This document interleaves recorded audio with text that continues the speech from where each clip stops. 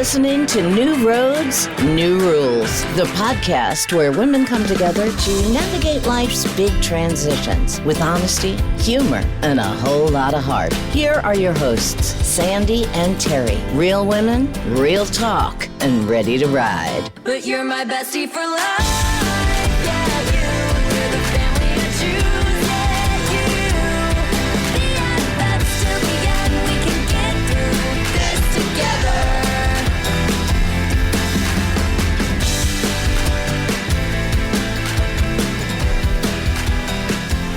All right. Hi, everyone. Welcome to New Roads, New Rules.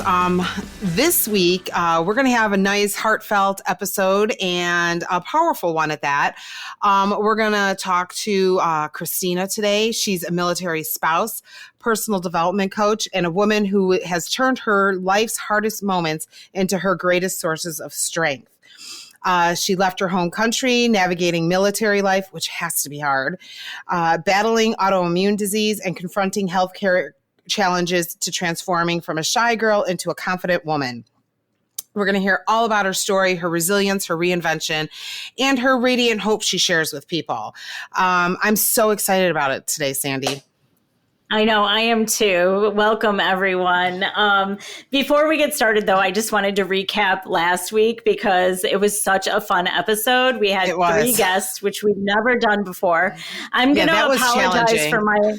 Yeah, and I'm going to apologize for my sound in that episode because you cannot, like, everything's muffled. It sounds like I'm really far away and really nothing has changed, right? So, but if you haven't checked it out, check out, Bridging the Gap Between All of Our Generations because we have, yeah, it was great. It was great. We had some fun conversation. We had not only, we had stuff like different stuff, but we had a lot in common. More so than I thought. Yeah, no, for sure. There were some surprises there too. So yeah, check it out. Yes. And I am also excited about today, Terri. I'm going to let you introduce Christina here in a minute, but I'm excited to learn how she's overcome adversity and she reclaimed her power. And, one of the things that resonated with me was, going from shy and sick to strong and self-led. I love that. I love that. So do I. So let's get started. So, everybody, I want to introduce you to Christina, as I gave you her background, but there was a quote we saw from you, Christina, that we absolutely love. The quote was, "I didn't choose all of these challenges, but I chose who I became because of them." And we love that. Hi, Christina. Hi, everyone. Oh my gosh, I'm so excited to be here. How are you? I'm doing great. I cannot wait for this episode. We're very excited to have you. So how did you we're going to talk about how you had the flexibility to have your superpower.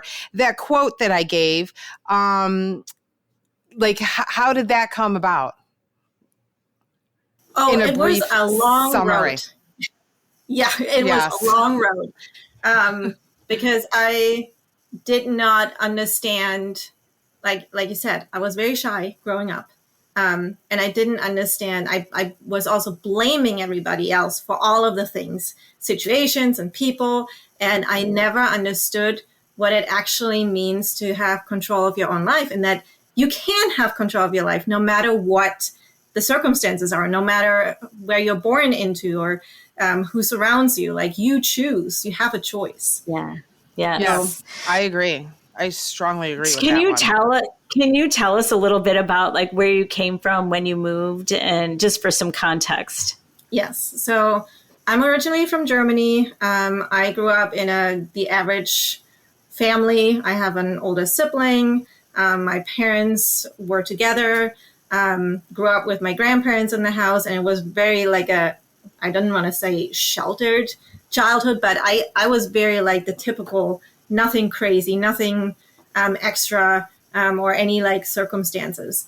But because I was a very outgoing kid and very extroverted actually as like the first few years of my life, my parents got scared because I attracted the attention of everybody else wherever we went because I was singing, I was dancing and doing all the things, right? And so they started to say, don't do that. Like, don't be quiet. And I know that it wasn't their fault, but that's how I grew up. And then it really turned into me not daring to do anything anymore because I had that same experience. Because of that, I was very, not shy, but like I wasn't outspoken anymore. I wasn't extroverted. I waited until somebody asked me to talk. And then in school, it went the complete different way of when people talk to me, like teachers ask me something, I would start crying because I'm like, I don't want to talk. I was afraid of talking, literally. Right. Saying the wrong thing or doing the wrong thing. Yes. Everything. Yeah. Mm-hmm. And then when I spoke, nobody ever could hear me because they're like, I didn't dare to. I wasn't secure. I didn't know if it was the right thing. Or if, like you said, if I upset anybody or, anything like that. So that's pretty much how I was when I, 15 years ago, then moved to the U.S. And that was after I met my husband in Germany. In the and he was in the military. He was in the Army. Did not plan that at all. I thought I would never leave my hometown. I didn't have a lot of goals back then for myself because I didn't think that I would accomplish much. Like my teachers literally told me that don't go anywhere where you have to speak a different language, specifically English, because nobody will understand you. And don't do anything that is like related to business or anything like that because you're just not good at it. Oh my gosh. Wow. Yeah. So that's a lot. That's a lot to overcome, especially when you have that implanted in your minds from a young age. Yeah. Yes. Yeah. It was like, no, it is. Thankfully, I was a rebel, though, and I didn't listen. Right. But it was hard. Right. Because I actually, when I first met my husband and he couldn't speak German, he only spoke English. And he literally told me, like, I think it was the second week or so after we met, if I do not communicate with him more, he's not going to date me because we need to speak and talk with each other and not, sit in silence. So I think that was like the first step of coming out of my shell and like looking back at it. Yeah. Right. Yeah. I can kind of correlate with that because, we've just had recently like a family get together and we were talking about things and like I had a family member, always kind of doing the same thing, you're not good enough for this. You're not doing that. You're not, you need to be more like this person. You need to be more like that person. And how that affected me growing up, because that started at a young age and how it affected me and how now, like anything goes wrong, I instantly think it's my fault because I instantly think I did something wrong and how, and that is something that I deal with all the time and try to work on. And so I can completely understand all of that. Yeah. It's hard. Especially if you hear it multiple times and over again, it's like it becomes like a reflex. You don't even believe in you being able to overcome that too. Yeah. By the time, I was going to say, by the time you moved here, how was your confidence with speaking the language? And I had no confidence. But again, it's funny how life works and how everything, if you let it, falls in place. Because I moved here in 2010 and my husband in the next year, he was able to help me get settled, get all the paperwork done and all of that fun stuff. Getting all my documents moved over, driver's license and all of that. And then I found a job and then he was scheduled for the next deployment, which was scheduled for a year. And I had to figure out how to communicate. I had to figure out how to get places for myself and by myself and just figure things out. And that was a good thing. It was freaking hard. I hated it at the time. I can only imagine. Right. Yeah. Now, really quick, did you live on they have the bases, the military bases. Were you in military housing where you had other wives or were you just out in the burbs by yourself? Oh my goodness. Much. Yikes. Yeah. Oh, wow. That is unbelievable. So how do you Kudos how do you to stay you. positive? Yeah, I was going to say it's like it's such a big accomplishment, but it's like also where does your like how do you stay positive and keep moving forward? Good question, because I will tell you, and hopefully that is helping someone else out there that is thinking, looking at all these positive people and thinking, I'm not like that. Because I will tell you, I was the negative Nancy in person. Like everything sucked. Everything was bad. Nothing ever worked out for me. Like to a T, like literally. Right. And of course it didn't. And it wasn't until 2010-ish when I looked at all the, where my goals were. And like you said, I compared myself because that's how I grew up. I compared myself to other people. Where am I? Where are they? What do they have more of? And why don't I have that? And I looked at that and I came back to the question of what actually makes me happy? And that was like that first question that led me to search within myself, like, what is that actually? And then based on that, I spiraled more or less into a personal development journey and really understanding, getting to know myself again, because I didn't know who I was anymore. And I think that helped me, like, and what that means is like reading a ton of books, doing a lot of seminars, doing personality tests to figure out, okay, what are my strengths? What are my weaknesses? What is my personality like? How do other people perceive me? What do I actually like? Asking yourself those questions, because when you're in school or when you're with your family, you're being told this is what you do, but do I actually like doing this is a bigger question. Right. Yeah, exactly.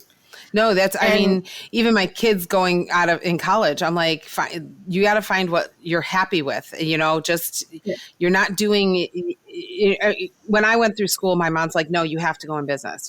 And so I went through business because mom said I had to go through business. And yes, I've used it to whatever, but I have learned to spin it into things that I enjoy actually, instead of, I could never be sitting at a desk as a secretary. I mean, I would bang my head against the wall. Right. And I think that's also the deeper question, like not just look at what makes you happy, like that's the first step, but then also what brings you joy, like what's long-term. And it doesn't always mean that you're happy 24/7, that you're positive 24/7. I actually think when things go wrong, it's good that you're freaking out at first, that you're letting out those emotions, that you cry and scream about it, right? You don't want to keep that inside. That's not healthy. Right. But then figure out, okay, and I think with your coming back to your question of how did I become positive, I think it was a mixture of me diving into that and really understanding, getting to know myself again, what I liked, what's important to me, what are my real goals for myself, not anybody else. And then also understanding what I'm capable of, because I was basically on my own with my husband not here, helping me with every step of the way. So I learned, what my actual strengths were. And then also being more positive, knowing that when something didn't work out, I could figure it out. That changed, having that, it's almost like, again, building a muscle, because if you repeatedly do things and learn new things. Yeah, it is like building confident. A muscle, Yeah.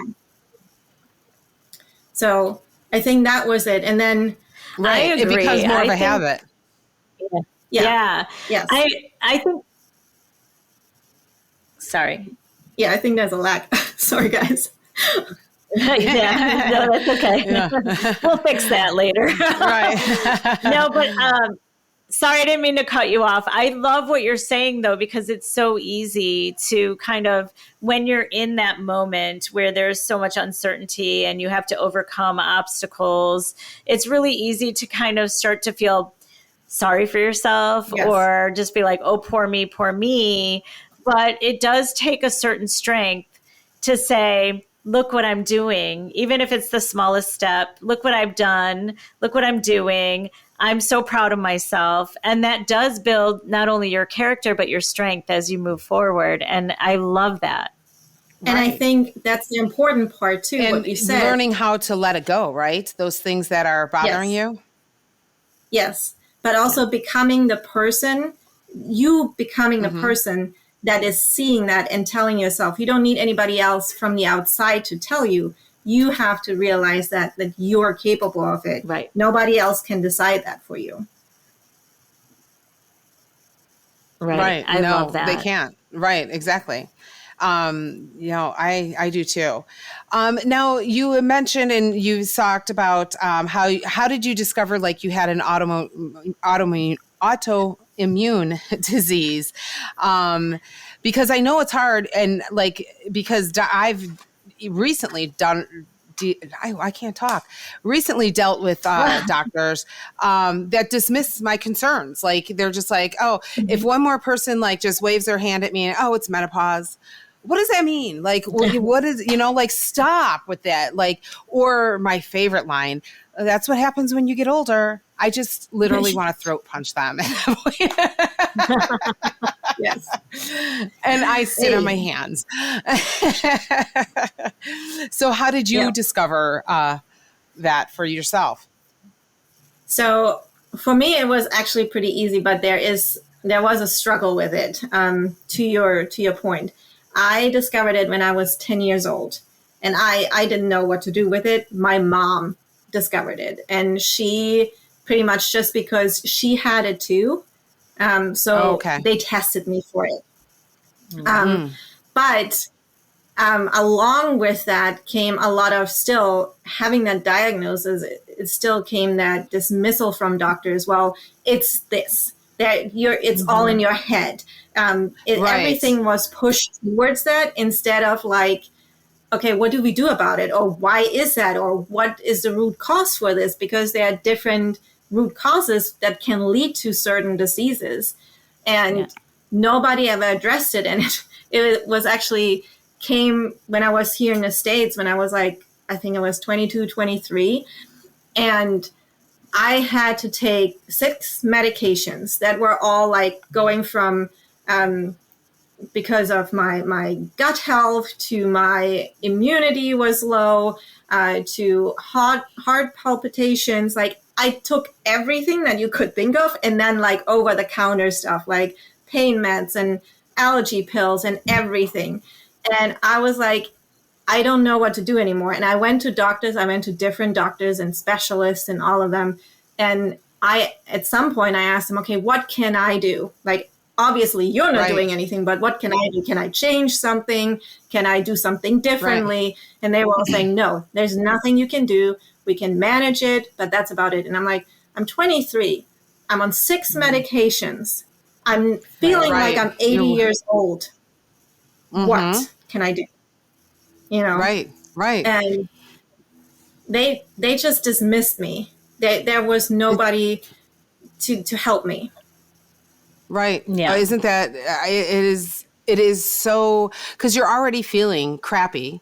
And now you feel like they're, like nobody's, the people who I'm paying to help me, they're not like, nothing, like just nothing. And it is, so how did you figure out, then did you figure out on your own how to change things like whether it's changing your diet or whatever? Yeah. So it was right at the same time when I plunged into personal development, I came across this group of people that were, holistically living differently. And I got curious, okay, what are you doing? And what food is important? What type of food you're eating, really? What you're drinking is important? I had no idea, and then I started to literally devour books, and I thought out a naturopath and, got different analysis of my blood and all of that. And that's pretty much how I figured it out. And then with all the different pieces, between reading, between talking to naturopath, and then really listening to my body, like seeing if I left out certain foods, right? How does my body react? If I changed from drinking soda to more water, what effect does it have? Things like that. And I almost did like a diary on that. And I'm like, wow, interesting how this is working. And like holistically, I think the biggest thing too is like not just your food, but also what you put in your head. Again, like it was great that I was working on that and had more positivity in my life. I started to do sports again, that I wanted, not that some influencer told me because it's a trend, but something that I like doing. And then combining all of those different things. And I think that's what a lot of doctors miss, and a lot of people that seek help. And is that it's not just one thing. We go to, for me, for my autoimmune, it was Hashimoto. So my thyroid was pretty much. Oh, yes. Mm-hmm. So same, I have the same. But I didn't have Hashimoto's. I had Graves' disease. So with that, my appearance changed too. So I didn't have the same problem with the doctors because my mom and all of my sisters have thyroid issues. Some of them have Hashimoto's, some have Graves', right? And so I was the last one diagnosed. And so by the time I was diagnosed, I really had a whole family of people to ask questions to, but I didn't really know. Right. I didn't really know the diet thing. Like it is, like a lot of people with Hashimoto's, feel like they do better with their gut health when they're gluten-free and all of that. But, but my appearance changed quite a bit because I had thyroid eye disease. So my eyes swelled. I also took the radiation to kill my thyroid. And when you do it that way, instead of having surgery, you have to wait till your thyroid bottoms out. And so I kept gaining. And so the thing with an autoimmune disease, it's invisible to other people, right? And so when they look at me, then all they see is that I've gotten really fat, right? And that doesn't, and it used to drive me crazy because I was like, God, people are going to look at me and think that like, oh, I'm lazy. I didn't exercise. I was super self-conscious about it. You know what I mean? Right. And I remember thinking to myself, like, I was really aware of how I looked to other people. And that was hard for me. And also, I think it was a big lesson because at some point I was like, Sandi, what are you doing? Now I'm going down this negative rabbit hole. Right. And I was not in the mindset that you're talking about, Christina. I was like, poor me, so it is really easy. I think if you let it, to affect you that way. And then you're not making strides. You're not researching. You're just like, oh, poor me. This is how I am now.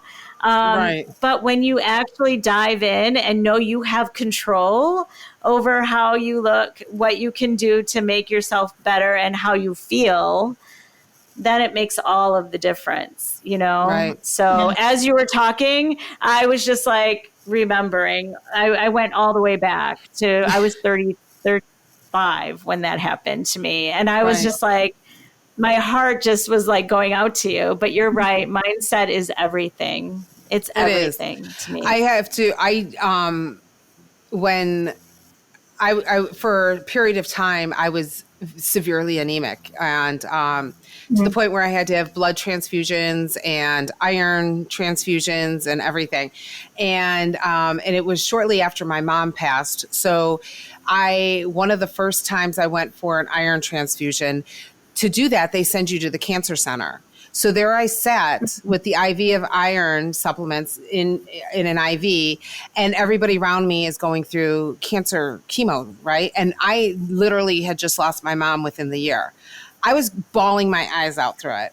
I get done with it. I go into the office and the doctor comes in and the hematologist, and I'm just like, I can't do this. I'm not coming back. I'm not doing that ever again. What can I do? He's like, oh, there's nothing you can do. You're going to have to be here like once a month or whatever. And I'm like, that's not happening. Like, it's not happening. He goes, well, then you're always going to have an issue there. And I'm like, I'll figure it out. And so then I started doing like research on iron supplements, and taking iron screws up your stomach. It's so bad, and all of that. And so I'm just like, you know what? I went back to Flintstone vitamins with iron, and I've taken 2 every day, and I'm no longer anemic, and I haven't been anemic for years. And that doctor was just like, no, you're coming back here every 2 weeks. And I am just just completely dismissed me. And I was just so angry with that doctor. And I'm just like, I am not doing this, because I mean, that one day I was sitting there and the woman next to me was going through breast cancer and chemo. And there she was with her daughter. And that was me and my mom and my sister, like 6 months prior. And I'm just like, no, not doing it. But I was just so angry with that doctor. He's like, are you really not going to take my advice? I'm like, no, I'm not. I'm not, it's not happening, and it does get so frustrating, so frustrating. Yeah. So Christine, then would you recommend to women, like, if they're feeling off or they're feeling like, how would you recommend, like, what they do to take steps to, like, try to start helping themselves? Like, what did you do? I mean, always consult with a professional. Like, yes, no I do doubt agree about that. Right. But I would say, like, you can consult with multiple professionals. You don't have to take the first one and stick with that. Right. You can get multiple opinions. Like, and also go with your gut on that, like how you feel, like how are they treating you? Are they taking you serious?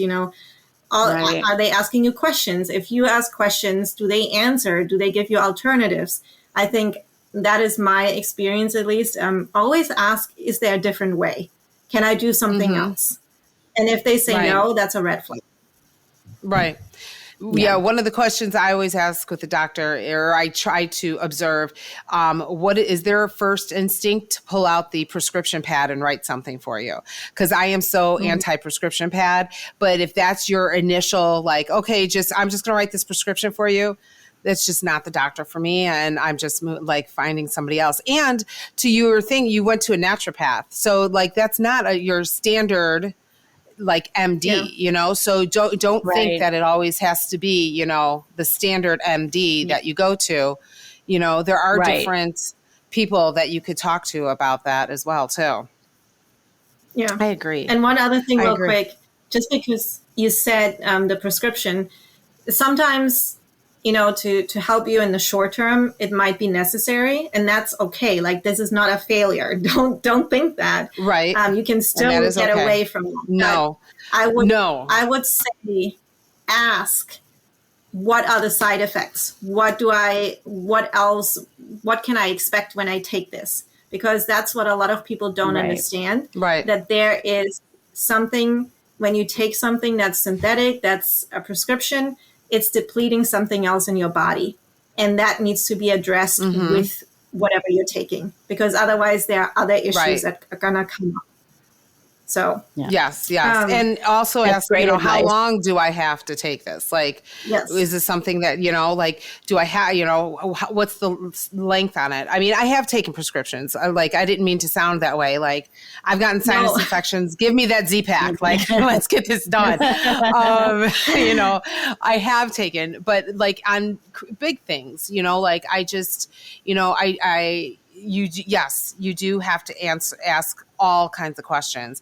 And if the doctor isn't willing to sit there and answer them, start looking for a new doctor. Like, that's, it's their bedside manner that speaks volumes, really. Oh, for sure. I also love what Christina said about, like the doctor says, this is, you take these medicines or whatever, but then she was reading up on it, and she was like, oh, well, maybe if I don't drink soda, or maybe, eliminate caffeine, or maybe if I eat, have a different diet.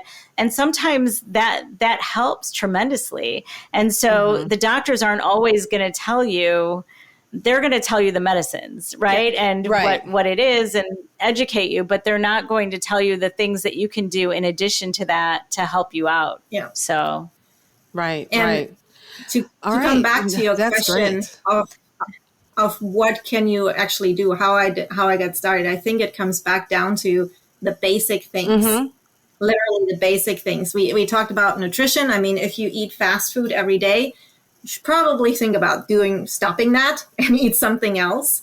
If you drink a lot of soda, a lot of diet soda or anything like that. Supplement more water. Like, don't do it cold turkey. Do it one more every day or every week or whatever. Do it slowly. It's fine. Right. Switch them out. Right. Yeah. Switch it out. Like, change it up a little bit. And you don't have to do everything at once.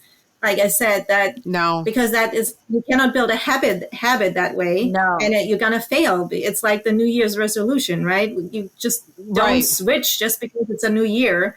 So take it slow. It's just another Monday. Yeah, exactly. Yes, it's just another Monday or Tuesday, whatever day it lands on. But also focus on examine and get really real and honest with yourself. What else are you doing? Are you sitting all day? Maybe you should start taking a 10-minute walk. Don't feel like you need to go to the gym and become a bodybuilder or a fitness guru. You don't need to. There are simple things that you can do. What else are you doing for yourself? Do you have a hobby that you enjoy? Maybe try that. Like, just changing those little things, those basic things that I feel like have forgotten as humans that help us in our daily lives. That can make a major difference because it reduces the stress. It helps your body to get realigned, and it helps your thinking. You become a different person. And believe me, I never thought that I would be a positive person ever. But it's those little things that add up in those different areas in your life. So I would say, like, just take inventory of those things and get real. Like, where are you at in those areas? Yeah, I love that. You said some about being positive, but you're also very confident. So it's really hard to believe that you were painfully shy. But I have to tell you, and Terry's going to laugh, but I was painfully shy growing up. And I know you don't believe it, Terry, but I was, and I was the youngest of 4 children, and I was shy and I didn't speak up, and they all had very big personalities. And so I felt like at some point during high school, I took an acting class, which helped me come out of my shell a little bit. But also I, at some point, woke up and realized I feel like I'm being ignored. But it's not because they're ignoring me. It's because I'm not speaking up. And it was like, it was a turning point for me. And so can you tell us a little bit how you transitioned? I know you talked about why you were so shy, but like, what did you have a moment, like an aha moment that brought you to this place where you were like, oh no, I'm just going to be who I was supposed to be all along? I feel like I'm still to a point figuring that out. But I appreciate your kind words. I definitely do. I think there was not a real, there wasn't a real moment of like, okay, this is it. I woke up and, change everything. It was more of I don't think I get acknowledged by people. They don't see the real me. I felt like invisible. And I was like, they don't get me. They don't understand who I am. And so it was like, okay, how do I make myself visible?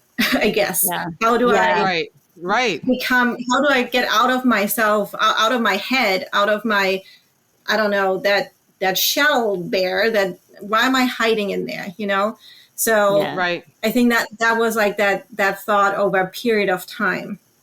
Okay, yeah, that makes a lot of sense. I think that. It's just interesting to see, because now you're kind of coaching others, and it's like, a whole evolution, and you must be so proud. I think I am happy. I am finally like, I'm happy that I can be who I am. And I know that I don't care what anybody else thinks. Like if they don't want to be friends or they don't want to talk to me, that's cool. But I know who I am, Yeah. So I think that's the most important thing, that you have to, and I think that was a turning point, actually, as I think about it. You have to love yourself. And I read a book, it was by Louise Hay. I don't know if you guys know her. But I did a lot of affirmation work. I literally had affirmations plastered everywhere in the house, on the fridge, on the bathroom mirror, next to my bed, on the laptop, everywhere.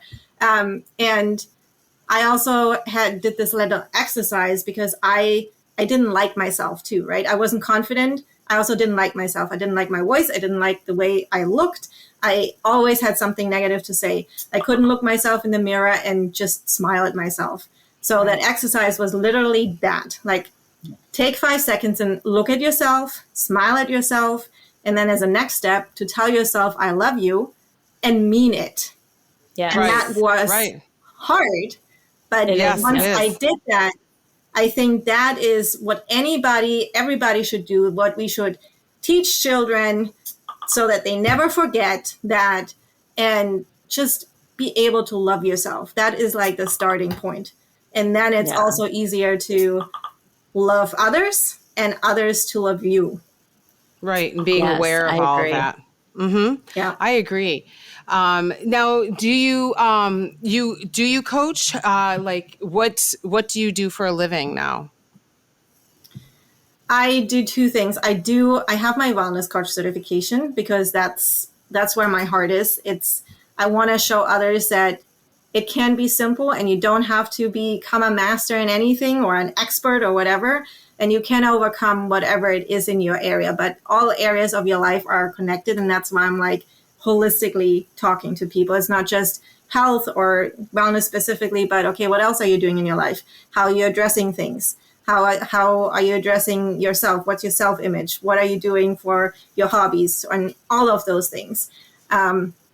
That is my main focus. That's where I want to get to. But I'm still also working as a director in advertising, which is the opposite because I do a lot of fluffy things throughout the day that really don't mean anything. So that's awesome, though. So can people contact you for the wellness? Or do you talk to people? Yes. And how would they reach you? The best thing is either on Instagram, it's Christina with CH _ and then Joy Fuel Life, which means your life should be fueled by joy and nothing else. I love that.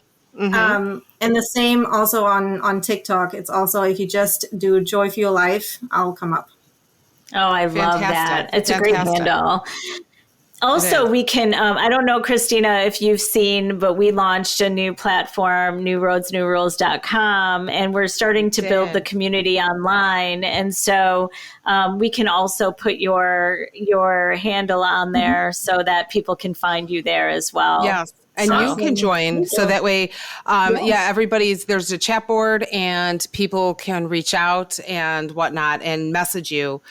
So if you go on there and join, anybody that wants to get in touch with Christina, you can message her directly on our platform there. So very easy to get to and find out. I mean, you are a true inspiration, really. And I am really like in awe because a couple of weeks ago, we talked about traveling solo and I'm like, oh, hell no. And here you are moving to a country and doing it all on your own because your spouse is in the military and deployed and all of that. And I don't even want to like sit at a cafe by myself. In a different state or whatever. I did. And I called Sandi. I'm like, all right, I'm sitting here. I did. She did. I called. It literally was right after we recorded the episode too. And she's like, I'm by myself. I'm at a cafe and I just need to talk. I was like, okay. I can't help it. I'm just sitting here and I have my laptop. I was going to work and everything. And everybody's like looking at me. I'm like, I'm calling Sandi. I'm like, get on the phone with me. Yeah. But here, so I am really so inspired. But I still don't know if I'll travel by myself. But I will.